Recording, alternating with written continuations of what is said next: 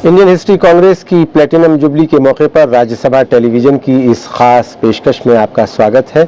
मैं हूं कुर्बान अली और मेरे साथ हैं इस वक्त जाने माने इतिहासकार professor DN. Jha. Professor DN. Jha साहब, बहुत बहुत स्वागत है आपका। Professor DN. Jha ancient India, social history, caste system, इसके बारे में अपनी लेखनी के लिए जाने जाते हैं और काफ़ी अध्ययन किया है।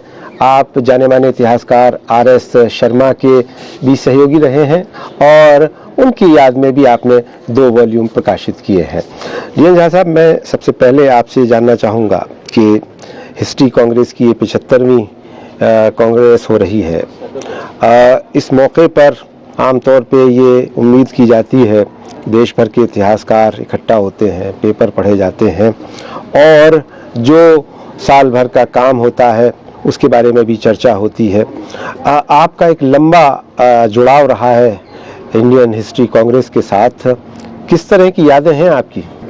देखिए, ऐसा है कि इंडियन हिस्ट्री कांग्रेस से मेरा संपर्क पढ़ाने के करियर के शुरुआत में ही हो गया था और मैंने वैसे पढ़ाना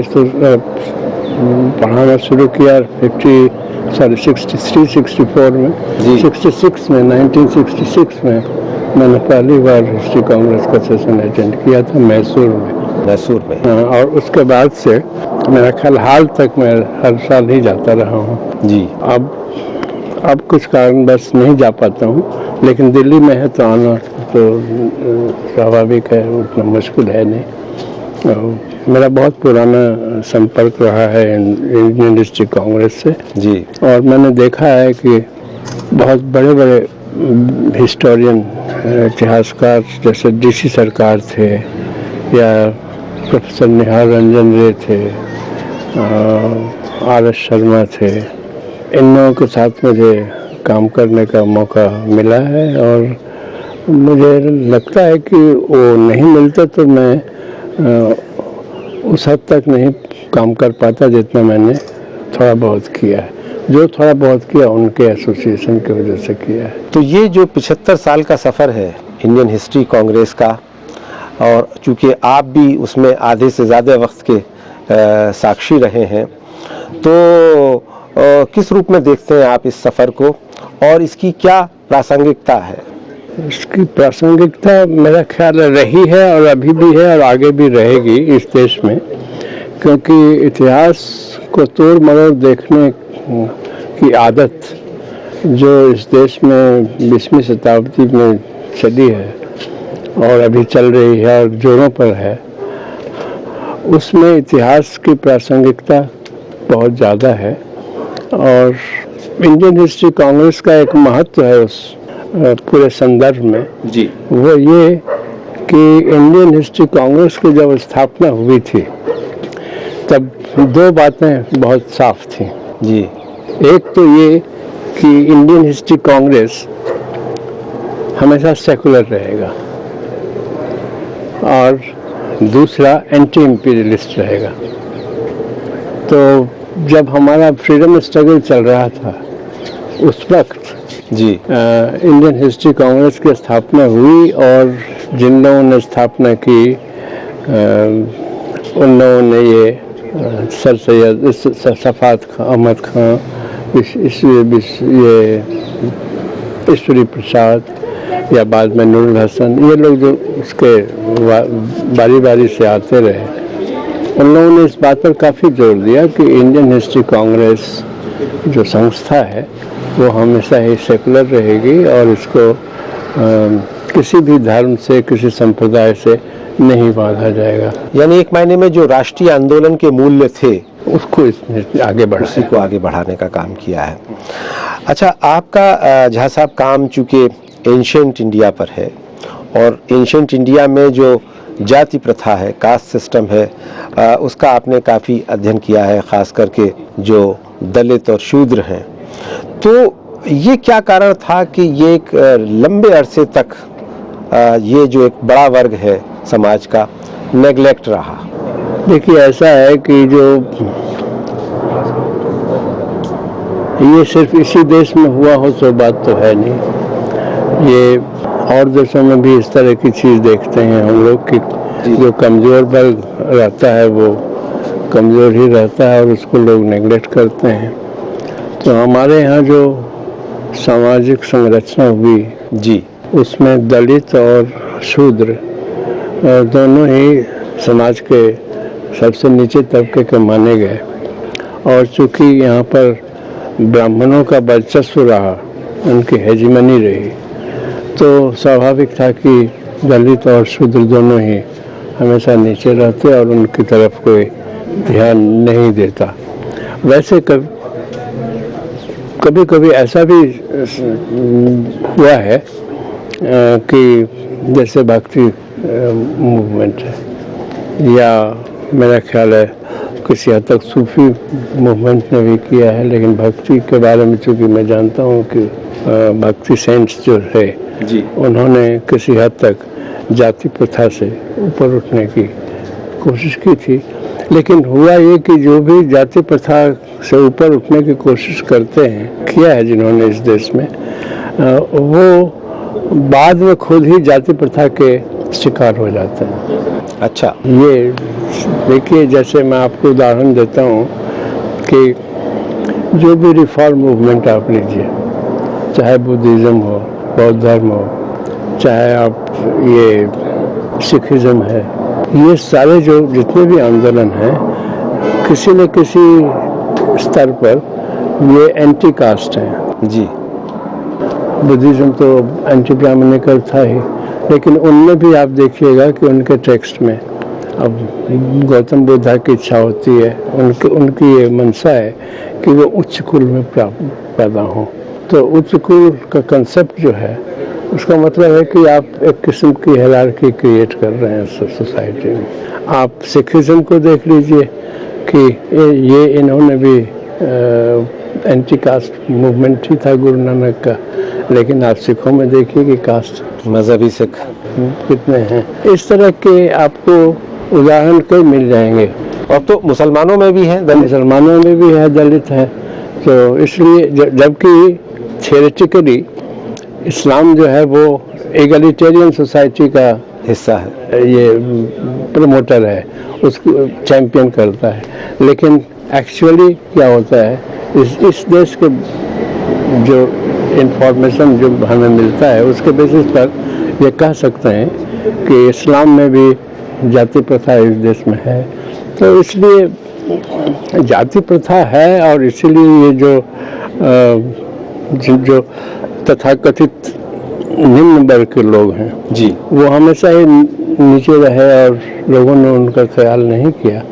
ये एक मॉडर्निटी है जिसकी वजह से हम अवेयर हुए हैं, हमें ये चेतना जगी है कि भाई नहीं, ये सोसाइटी जो है वो इक्वालिटी के आधार पर बननी चाहिए जी, और इसीलिए लोग इसका ये कर रहे हैं, इसको सपोर्ट कर रहे हैं, इसको इस विचारधारा का जी मानते हैं। तो इसलिए ये मेरा कहना है कि जो प्री मॉडर्न पीरियड है या प्री मॉडर्न पीरियड कहिए, उसमें ज़्यादातर तो यही हुआ है कि जो शूद्र और दलित जो हैं वो चूँकि नीचे हैं, शास्त्रों के मुताबिक वो नीचे हैं, तो उनको नीचे ही रहना है। यहाँ तक कि उनको संस्कृत ग्रंथ या धार्मिक ग्रंथ पढ़ने का या उसको रिसाइट करने का भी परमिशन नहीं था।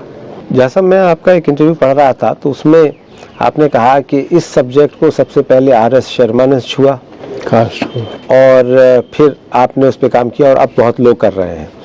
लेकिन मैं आपसे जानना चाहता हूं कि वो क्या कारण थे कि एक लंबे समय तक ना तो ब्रितानी इतिहासकारों ने ना दूसरे और देशी विदेशी इतिहासकारों ने इस विषय का अध्ययन करने की कोशिश की, दलित और शूद्र का? जी नहीं, ऐसा नहीं है। मेरा ख्याल है कि जो अंग्रेज़ों का जो एडमिनिस्ट्रेटिव रिपोर्ट्स है या जितने उनके पब्लिकेशंस हैं जी, उसमें वो लोग एथनोग्राफिक इंफॉर्मेशन काफ़ी उन्होंने कलेक्ट किया है जी, और उससे दलित और शूद्रों के बारे में बहुत पता चलता है।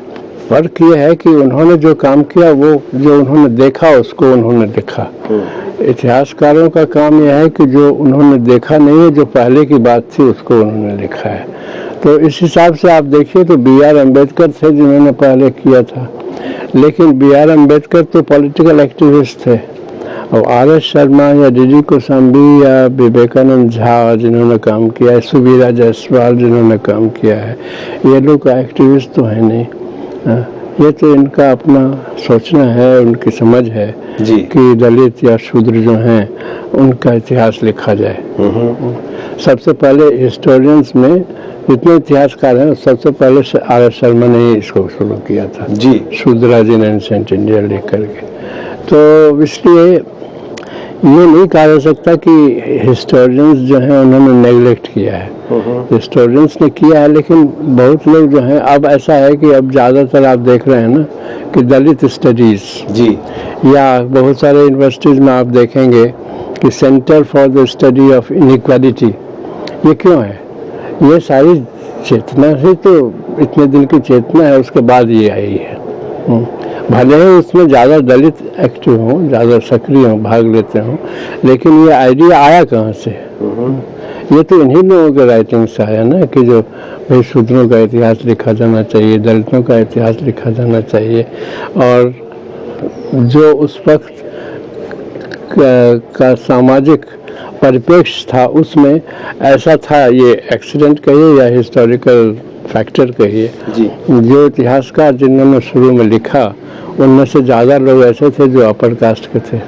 तो ये एक बायस रहा, ये बायस था, लेकिन उन्होंने बहुत सिंपैथेटिक हिस्ट्री लिखी है, ऐसा नहीं लिखा कि जो उन्होंने जस्टिफाई किया उनके एक्सप्लॉयटेशन को या उनके सप्रेशन को, ऐसा नहीं किया। अच्छा जहाँ साहब एक चीज़ ये बताएं कि आम धारणा ये है कि साहब 5000 साल पुराना हमारा ज्ञात इतिहास है, या ये जो जाति व्यवस्था वर्ण व्यवस्था का सिलसिला बताया जाता है मनु स्मृति के मुताबिक, वो 5000 साल माना जाता है।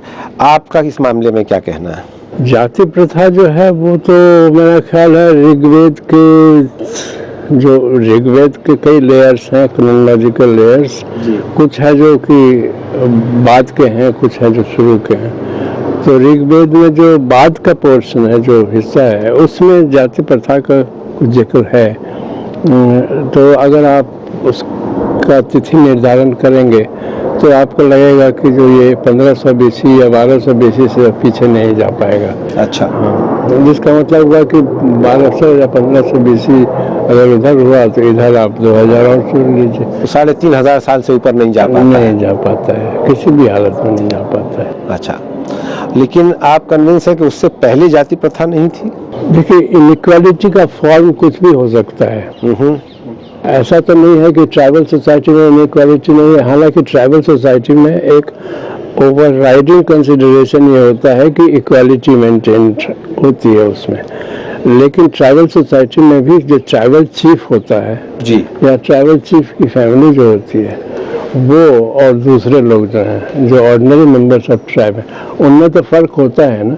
तो जाति प्रथा उस अर्थ में तो उसको नहीं कह सकते जिस अर्थ में हम अभी देख रहे हैं, अनटचेबिलिटी या किसी के घर नहीं खाना या उसकी रोटी नहीं खाना, उसका पानी नहीं पीना, ये सारी चीज़ें जो हैं ये उसमें नहीं है। अच्छा जैसा साहब, ये आर्यों को लेकर के जो एक मत है वो हमेशा विवादास्पद रहा है कि क्या आर्य बाहर से आए थे। अब कुछ लोग कहते हैं कि नहीं, आर्य भारत के ही थे। अलग अलग मत हैं, लेकिन इतिहासकारों का कंसेंसस क्या कहता है? इतिहासकारों का कंसेंसस ये है कि आर्य जो है वो बाहर से आए थे। एक ज़माने में ऐसा सोचा जाता था कि जो आर्य जो थे उन्होंने इस देश पर आक्रमण किया था। बाद में ऐसा लगा कि जो नहीं, आक्रमण का जो है वो ज़्यादा उसका साक्ष्य नहीं है, उसका सोर्स नहीं है, एविडेंस नहीं है। इसको हम एक माइग्रेशन के फॉर्म में समझ सकते हैं, और ये बाहर से आए थे, ये इतिहासकारों का कंसेंसस है। ये भी कंसेंसस है कि ये माइग्रेशन के द्वारा आए, ये लड़ाई करके नहीं है। और ये क्या ये ईरान से की तरफ से आए या यूरोप की तरफ से आए? ये सेंट्रल एशिया, ईरान वगैरह इस इलाके से आए। और ईरानियन या ओल्ड पर्शियन या जो भी है उससे, और संस्कृत और ये ज़ोरोस्ट्रियन टेक्स्ट जो है अवस्था, उनकी सिमिलैरिटी से ये पता चलता है। तो फिर यहाँ के जो बुनियादी रहने वाले हैं, नेटिव्स जिनको कह सकते हैं, वो कौन लोग थे? उस पर मतभेद तो है ही उस पर भी, लेकिन लैंग्वेज के हिसाब से अगर देखें तो जो मुंडा स्पीकिंग लोग हैं वो, उनको आप पुराना मान सकते हैं, लेकिन जो संस्कृत स्पीकिंग या संस्कृत से निकली हुई भाषाएं वो जो बोलते हैं वो उतने पुराने नहीं होंगे। और द्रविड़ भी जो है, द्रविड़ उनके यहाँ भी काफ़ी शॉविनिज्म आजकल बढ़ा हुआ है पिछले कई दशकों से, तो वो लोग भी क्लेम करते हैं। लेकिन ऐसा हो सकता है कि हड़प्पा और ये द्रविडियन एरिया जो है इसका कुछ संबंध हो सकता है कि वो आर्यों से पहले वहाँ हों, ये संभव है, क्योंकि पाकिस्तान अफगानिस्तान की तरफ एक जगह है, ये जगह का नाम मैं भूल रहा हूँ, एक डायलेक्ट है ब्राहुई, जो कि द्रविडियन लैंग्वेज से मिलता जुलता है। तो एक छोटा सा पॉकेट है, तो वो वहाँ पर है। इसका मतलब है कि जो द्रविडियंस उस इलाके में रहे होंगे और जब इनका माइग्रेशन आर्यों का हुआ तो वो इधर आ गए और वो भाषा वहाँ कुछ लोग जो बोलते थे उनके साथ वो रह गए। तो ये एक संभावना है कि आर्यों से पहले इस देश में द्रविड़, खास करके जो उत्तर पश्चिमी इलाका है उसमें ऐसा हो सकता है। जहाँ तक नॉर्थ ईस्ट का सवाल है, वहाँ भी ये जो आजकल के जो ट्राइबल हैं वो कहे जा सकते हैं कि वो आदिवासी रहे होंगे। जहाँ साहब आपसे ये बातचीत जारी रहेगी, लेकिन यहाँ रुकना होगा, हम एक छोटे से ब्रेक के लिए जल्द हाजिर होते हैं।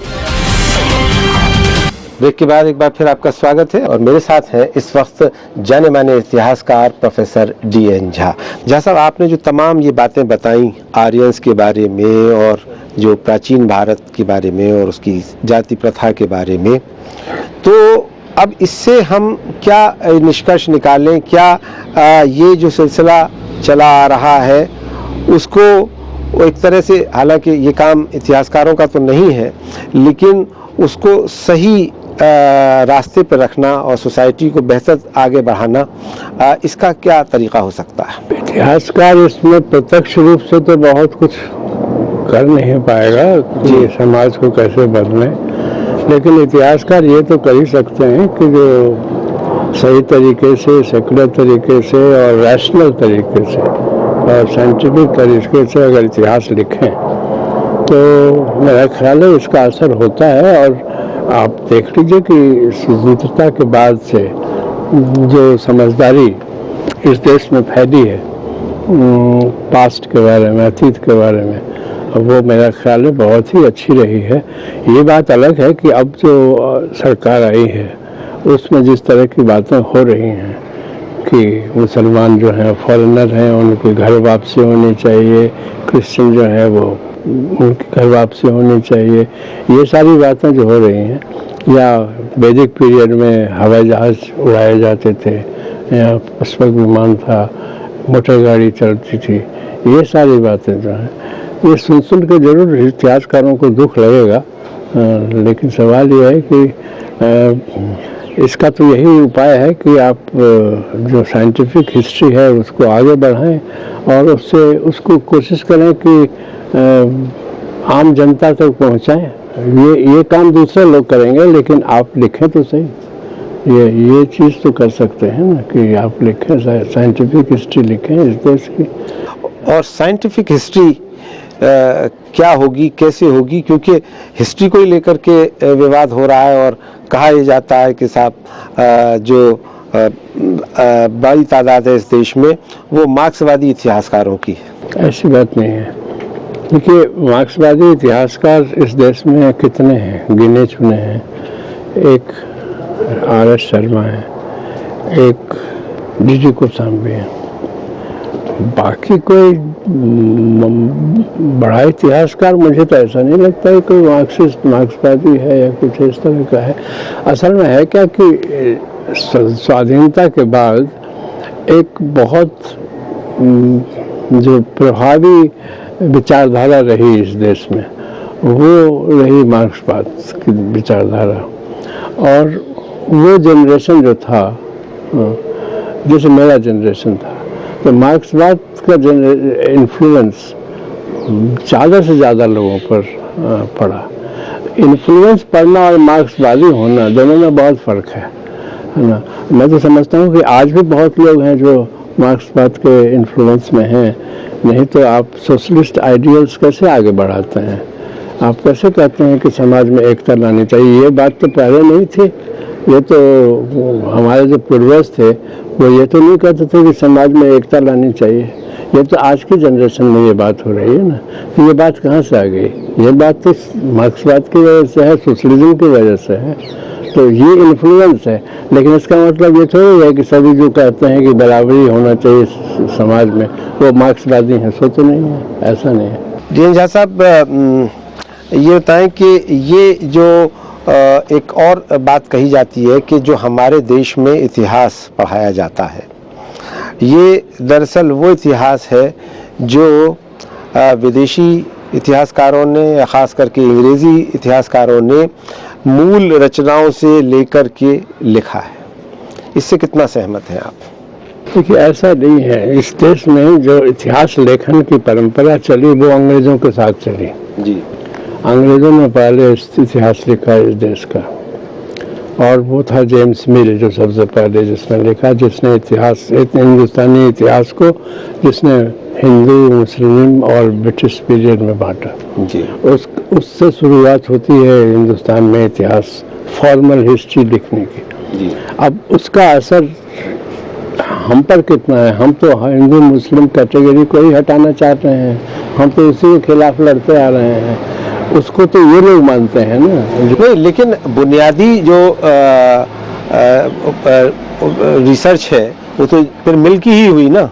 मिल ने अपने जिन सोर्सेज के हवाले से इतिहास लिखा, हम उसी को पढ़ा रहे हैं। नहीं, उसने इतिहास लिखा, लेकिन हमने अपने से फिर इतिहास लिखा। उसने जो लिखा उसको हम नहीं मानते हैं। नहीं, क्योंकि जो टेक्स्ट बुक है आज हमारी, वो तो जो इलियट एंड डाउसन का इतिहास है, जिन्होंने 12-16 वॉल्यूम में लिखा है, India's history as told by its own historian, तो हम उसी से लेते हैं। हमने ओरिजिनल सोर्सेज से कहाँ ट्रांसलेट किया है? नहीं, ये असल में है क्या कि जो अंग्रेज जो थे उन्होंने पर्शियन, संस्कृत सारे टेक्स्ट ट्रांसलेट किए। जी, और जो लोग अब काम कर रहे हैं वो उस ट्रांसलेशन का उपयोग करते हैं। जी, तो इसमें तो कोई गलत बात है नहीं। सही चीज़ है।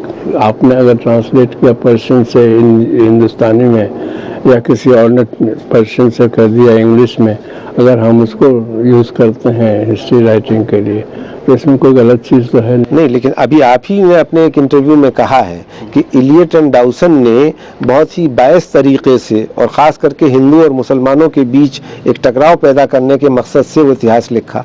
तो हम उसको कैसे डिफरेंशिएट कर पाएंगे फिर? वो इसलिए डिफरेंशिएट आप कर सकते हैं कि देखिए, इलियट एंड डाउसन ने ट्रांसलेट किया।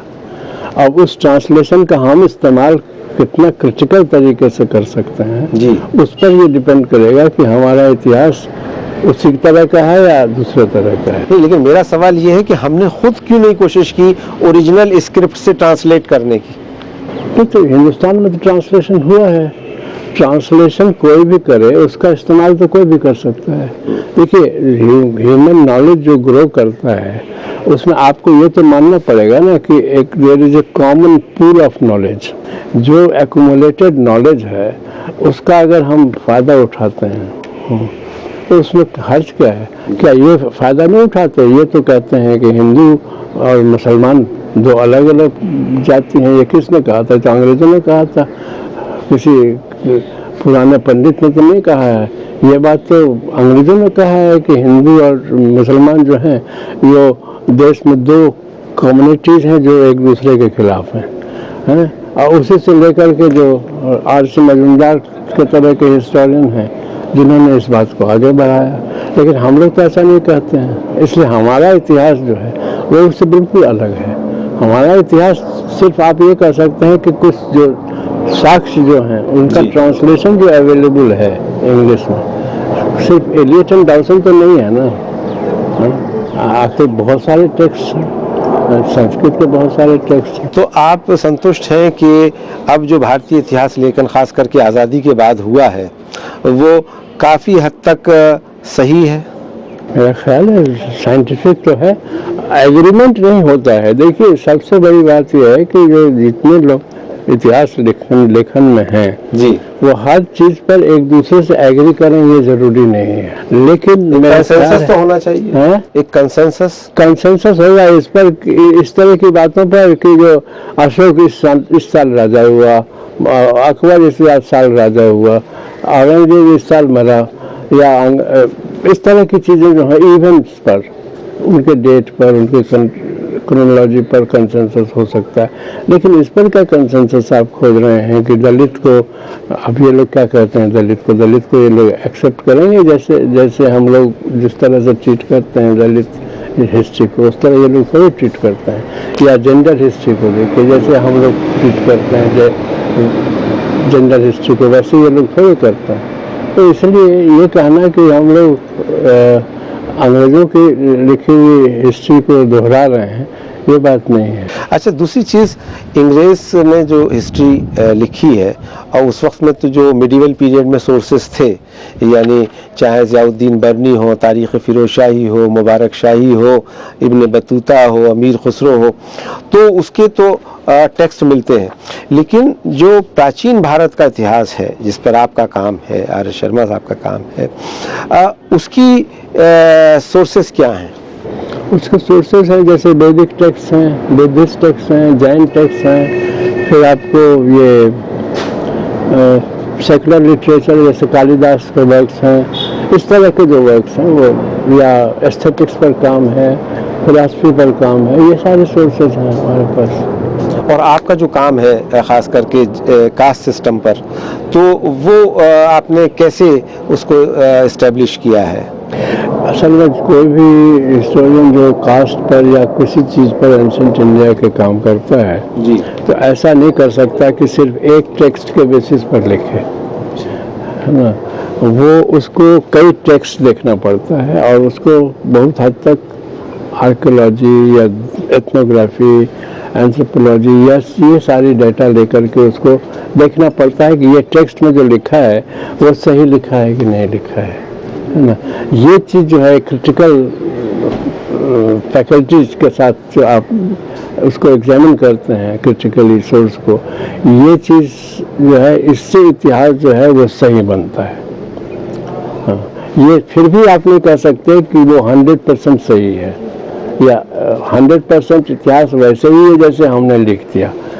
ये हो सकता है कि ये मैक्सिमम पॉसिबिलिटी यही है कि ये हुआ है। जी, बहुत बहुत शुक्रिया DN झा साहब हमसे बात करने के लिए। तो ये थे जाने माने इतिहासकार प्रोफेसर DN झा, जिन्होंने प्राचीन भारत में जाति प्रथा और दलित और शूद्र समूहों पर काम किया है।